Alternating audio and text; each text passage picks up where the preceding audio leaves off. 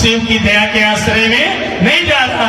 कहीं न कहीं हमारे अंदर मान, प्रतिष्ठा, सम्मान, पैसा पकड़ रहा है। इसका मूल उद्देश्य है कि हमारा मन नहीं समझ रहा है। ये मन कैसे समझेगा? चलिए इस मन को समझाते हैं। आपको दया मिली है तो क्यों मिला है, क्यों महादेव ने दया किया है? आकर आप चर्चा में बैठे और सुने और समझे। जबकि बार बार कहा जा रहा है कि मनौती की चर्चा में आपके पास जब मैसेज आता है तो आप उसको कहें कि वो पूरा परिवार से उस दिन चर्चा में बैठेगा।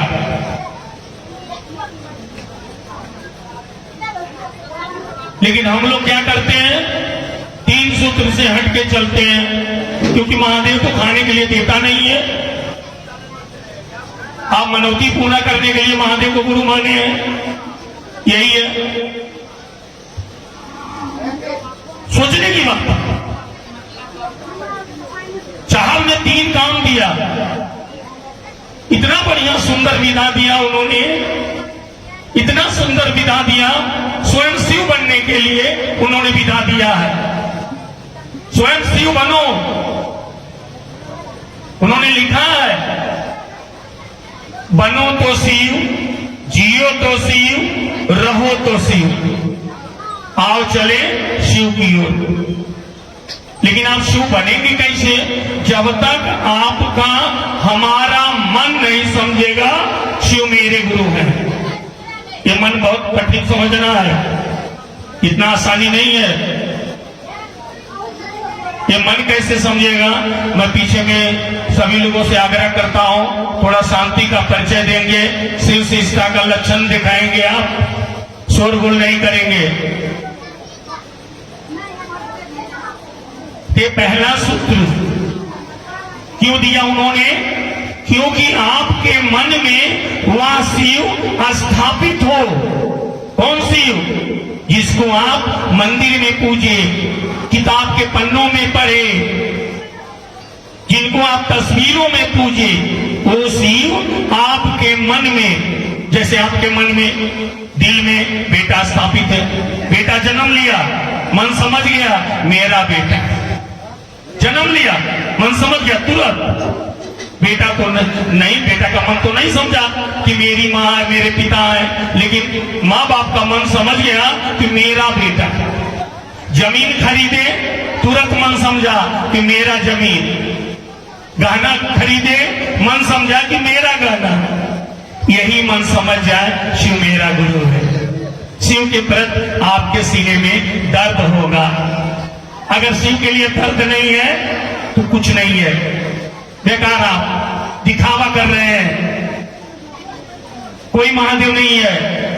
बेटा के लिए दर्द है, शिव के लिए दर्द नहीं उठा। इसीलिए पहला सूत्र है। साहब एक बार बोल रहे थे, हम लोग बैठे हुए थे, यार जानते हो लोग 13 सूत्र कर रहा है, लोग आज तक पहला सूत्र को नहीं समझ पाया। वो बोल रहे थे मैंने जो पहला सूत्र दिया है वो शिव की दया के आश्रय में जाने के, शिव की दया के आश्रय में नहीं जा रहा। कहीं न कहीं हमारे अंदर मान, प्रतिष्ठा, सम्मान, पैसा पकड़ रहा है। इसका मूल उद्देश्य है कि हमारा मन नहीं समझ रहा है। ये मन कैसे समझेगा? चलिए इस मन को समझाते हैं। कैसे समझेगा? कैसे समझेगा? अभी दिन भर की समय आप लोगों ने काम धंधा किया, जैसा भी आपका जो भी खान कर रहे हैं किए, आप किए। रात में तो फ्री होते हैं, आप रात में फ्री हो जाते हैं, जो भी खाना खा लीजिए। कोई वर्जना साहब ने नहीं लगाया अध्यात्म में पहली बार, और जितने भी गुरु आए सभी गुरुओं पर शर्त वर्जना लगा, लेकिन अध्यात्म में हमारे साथ सभी गुरु ने अपने शिष्यों पर शर्त बंधन लगाया, लेकिन पहली बार अध्यात्म में हमारे साहब ने गुरु पर शर्त लगाया, चेला पर कोई शर्त नहीं लगाया। समझ सकते हैं आप? जब उन्होंने आरा के शमशान भूमि में रात्रि के 2 बजे शिव को गुरु माने थे, तो उन्होंने 3 कसम खाई थी, 3 शर्त लगाए थे। वो बार बार चर्चाओं में बोलते हैं। पहला, जैसा आप तस्वीर में दिखते हैं, अगर आप आसमान से महादेव के रूप में आओगे और कहोगे मुझसे कुछ सीख लो, तो भी मैं नहीं सीखूंगा। दूसरा, धरती पर आदमी के रूप में आओगे। क्यों? क्योंकि बहुत सारे तांत्रिक औड़ियों ने साहब को ठगा था, इसीलिए ठगाए हुए व्यक्ति थे वो, इसीलिए उन्होंने कहा था कि अगर आदमी के रूप में आओगे और कहोगे मुझसे कुछ सीख लो, तो भी नहीं सीखूंगा।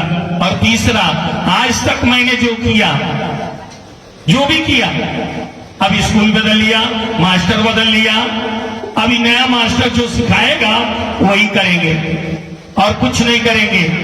यानी उन्होंने तीसरा शर्त में रखा कि आज तक मैंने जो किया वो आज के बाद नहीं करूंगा। यहां तक शमशान जाना भी छोड़ दिए उन्होंने, पूजा पाठ जो भी साधना करते थे वो भी छोड़ दिए उन्होंने।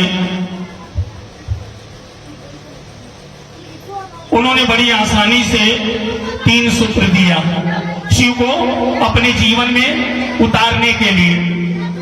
तो उन्होंने पहला सूत्र जो दिया है, इसलिए दिया कि हमारा आपका मन समझे। ये समझेगा कैसे? अब रात में जाएंगे आप, खाना वाना खा लेंगे, बिस्तर जो भी खाते हैं आप, मीट मछली मुर्गा जो भी खाते हैं, अभी बरसात का मौसम है, कुछ लोग धोखा टोकी भी चुनते हैं खाने के लिए, जो भी खाते हैं आप भर पेट खा लीजिएगा, बिस्तर पर बैठ जाइएगा, बिस्तर पर रात में मन ही मन अपने गुरु शिव से दया मांगिएगा। रूप जो भी हो, अगर तस्वीर अगर स्वरूप में मांगते हैं तो फोटो लगा लेंगे आप, शिवलिंग के रूप में मांगते हैं तो भी लगा सकते हैं आप। अगर कोई रूप नहीं है तो एक शिव आपके अंदर है जो परमात्मा है।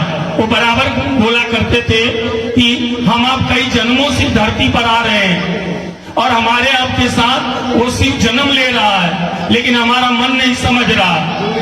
तो उन्होंने कहा एक हो सकता है जो आप ही के अंदर बैठा हुआ है। आप मन ही मन यही सोचेंगे, बोलना तो है नहीं, सोचेंगे मन ही मन, हे शिव आप मेरे गुरु हैं, मैं आपका शिष्य हूँ, मुझ शिष्य पर दया कीजिए। गुरु भाई है तो शिष्य कहेंगे, गुरु बहन है तो शिष्या कहेंगी, भाषा जो भी हो। ये शिव आप मेरे गुरु हैं, मैं आपका शिष्य हूँ, मुझ शिष्य पर दया कीजिए, इतनी दया कीजिए कि मेरा मन समझ जाए आप मेरे गुरु हैं।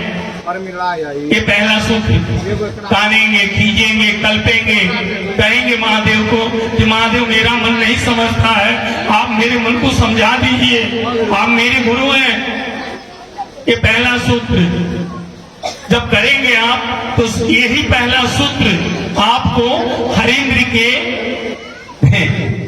शायद जाता है, क्योंकि उनका गुरु शिव है जो आपका हमारा आपका है।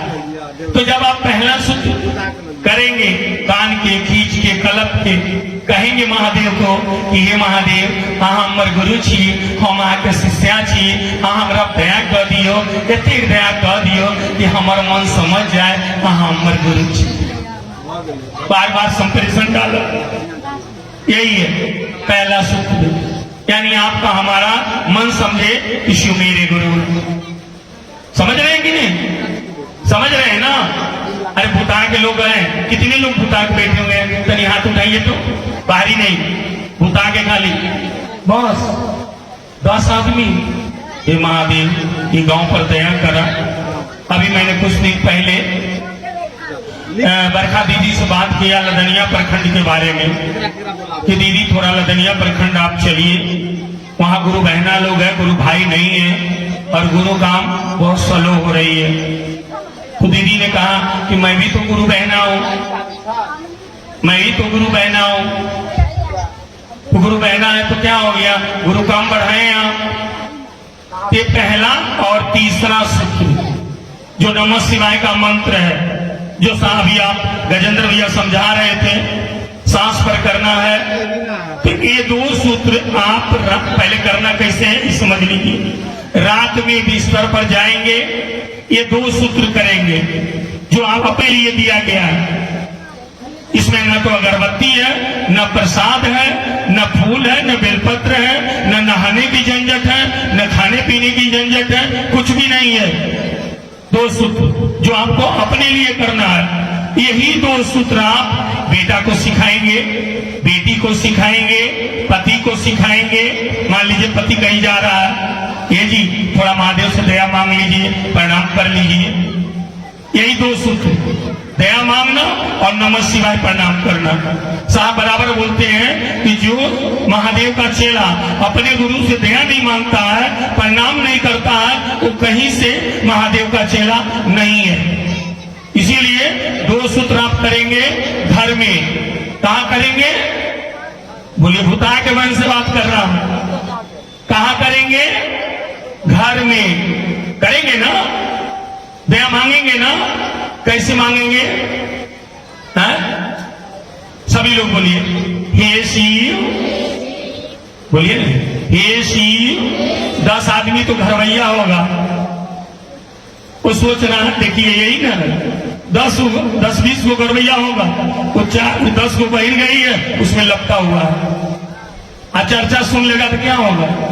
ये जो अभी इतना खर्च किया है, हरिंद्र ने कहीं खर्च नहीं बताया 3 सूत्र में। 1 रुपया का नहीं, 1 अगरबत्ती का नहीं है, केवल मन ही मन सोचना है, बोलना तो नहीं है। तो रात में क्या बोलेंगे? बिस्तर पर बैठ के, हे शिव, हमर गुरु जी, हम अहाँ के शिष्या छी, हमरा दया करू, एतिक दया कर दियो महादेव कि हमर मन समझ जाए। हमर गुरु जी, हमर मन नहीं समझे महादेव, तनी दया कर दियो महादेव, हमरा मन के समझा दो महादेव। कानब खींचब कलब, वही समय महादेव वहां के मन में अवस्थित हो जाए। यानी यहाँ के मन, यही पहला सूत्र है, यानी आपका मन शिव बने।